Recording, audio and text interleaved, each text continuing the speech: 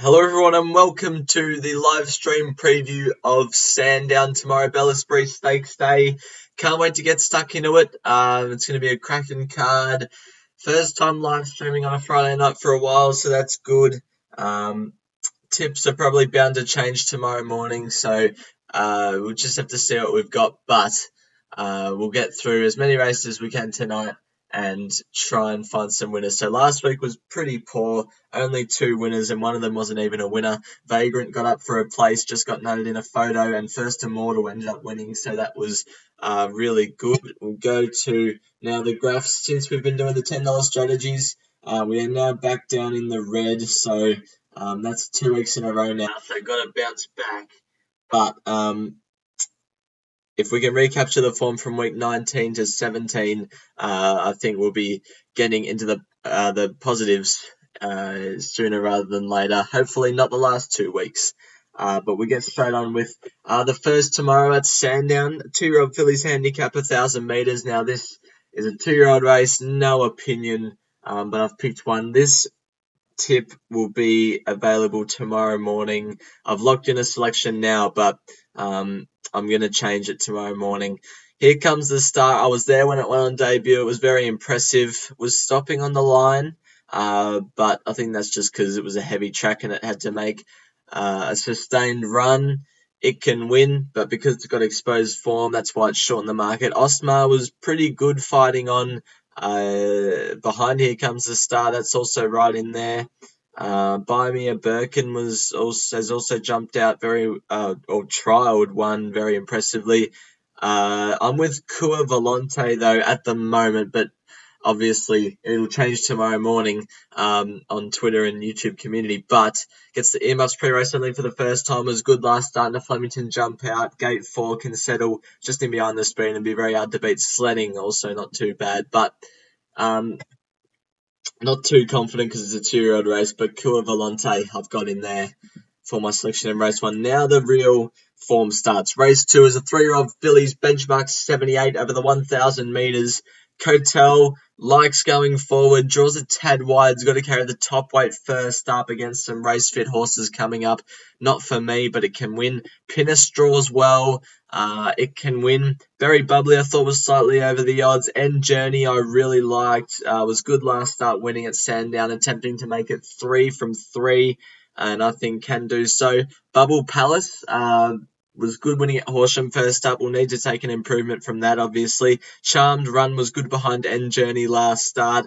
Coming from the back, Tanto can settle close from gate 2, 55 kilos, and be running well. The horse I'm with is Great Mama. And the jockey, Wuramu Pin, is from New Zealand, so hopefully he's good.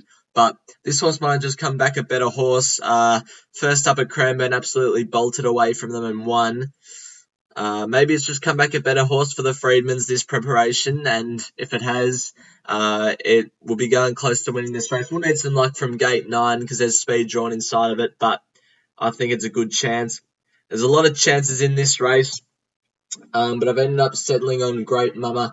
I think, it might have just clicked this campaign and we'll see what it's got tomorrow, but a lot of good chances. Race number 3 is a mares, benchmark 78 over the 1,600 metres. Good and Proper is the first horse in this race. Was good behind Party for One last start. Before that, a good winner of the Voters Gold Distaff. Draws gate 7. It'll be running well.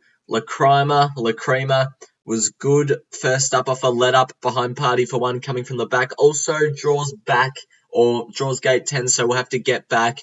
Hannah Edgley claims the 3 kilos. The horse I'm with is Belle Savoir. I liked this horse on Wednesday, and I still like it today or leading into tomorrow. Although it wasn't the best at the 1,600 last start, I think it'll be better for that run at the trip. It's 4th up now, ready to peak. Draws gate 4 will be on speed. Hasn't won above 1,300, but hopefully it can change that tomorrow. If it can recapture its form from 2-3 runs back, it should be winning this race. Just trying to see. I don't think there's any other horses worth mentioning, so we'll go to I've gotten 10 the win on Belle Savoir. I think it will settle close from the gate and be hard to beat. Moving on to race 4, benchmark 78 over the 1,300 metres. This race is also pretty tough because it's a wide open field of 18 at the moment and $6.50 the favourite. So get straight on with it. I would like Do Ya Punk. It's my on top selection in the race. If it does get the imaginary rain, it'll come right into play. Was an inconclusive run last start behind Foxicon and snapped. Something went amiss. Before that was really good behind El Salto and Sacred Palace at Bendigo. Draws gate 6. Carleen Heffel claims the 2 kilos. I think the market's forgotten about this horse and how good it is, and I reckon it'll show its hand tomorrow and be very hard to beat. Sandy Prince I quite like as well. Was good winning at Warrnambool in the Carnival. It'll be settling on speed from the gate and be running well again. Whipcracker Way I didn't mind over the odds. Hello Broadcast can run a race. Vitruvius can run pretty well. Giacone, Sig Positano can run well. Cardigan Queen. The other play for me is Mr. Mojo Rise, and I like how it gets in with the 52.5 kilos. Even though it was disappointing on face value at Flemington last start, from gate 3 can settle in a handy position, be better for that run first time in Australia, and I think can improve sharply. It was supposed to be pretty good from the Flemington run. It was supposed to have a lot of ability, but we just didn't get to see it. So hopefully we do tomorrow. I've gone 5 to win on Do Ya Punk and 5 to win on Mr. Mojo Rising in race 4. Moving on to race 5, a 3-year-old handicap over the 1,600 metres. We'll start with Dashing. I had McGarton at $21 in this race, and Dashing nutted it by half a length. The claim's good, down to 56 kilos for Laura Lafferty. Draws gate 8 will be on speed. Back to the 1,600 suits. It can win. Elkington Road probably has to improve a couple of lengths to beat Dashing. Euphoric's my on-top selection in the race, although it's never seen the trip before, and Dashing is probably better suited to the 1,600 metres. This horse is going places, whereas Dashing's been up for a while. It's sort of established itself, whereas Euphoric is on the way up and may have more improvement in it. It's only third up. It's won 2 starts this campaign. Draws gate 5, will get a good spot and be really hard to beat, in my opinion. Hard to cross. I wouldn't leave that out of quaddies or whatever you do. Second up to 1,600 metres suits this horse. McGarton, I had this horse at $21 last start. It can run well again. Simeone, Linda Meach goes forward and runs okay. I thought a Blue Star was over the odds for the Price Ken Jr. team.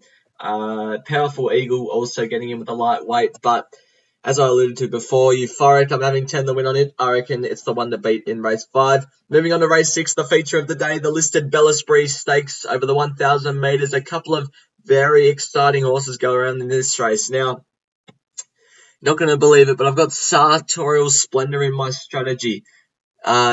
Its 2 and 3rd run back in the Discovery and Vobis Gold Comet were very, very poor, but something clicked last start and it bounced back into form. I like it on the week back up. I like it back to the 1,000 metres. From gate 5, should be able to take up the running either outside leader or in the lead on the fence and be very hard to beat. I think it's bounced back to form and I love it on the backup. Taunting was pretty good in the Wangoon. Before that was a good winner of the Railway at Oakbank. It can run well. Invincible Caviar, I've never tipped it in its wins. I've never been on Invincible Caviar before, which sounds a bit strange, but it'll run well. Katsu is the one that I think will win. This horse is just so exciting. Beat South of Houston last start, who came out and won. Before that was a good winner at Sale. Jaws Gate 8 will be just off them, spotting the speed, and well, it should be winning, shouldn't it? So I've gone 6 to win on Katsu, not winning too much if it wins, but it's basically just a free throw at the stumps at Sartorial Splendor then. That's the Bellesprit Stakes. Moving on to race 7, the benchmark 84 over 1,400 metres.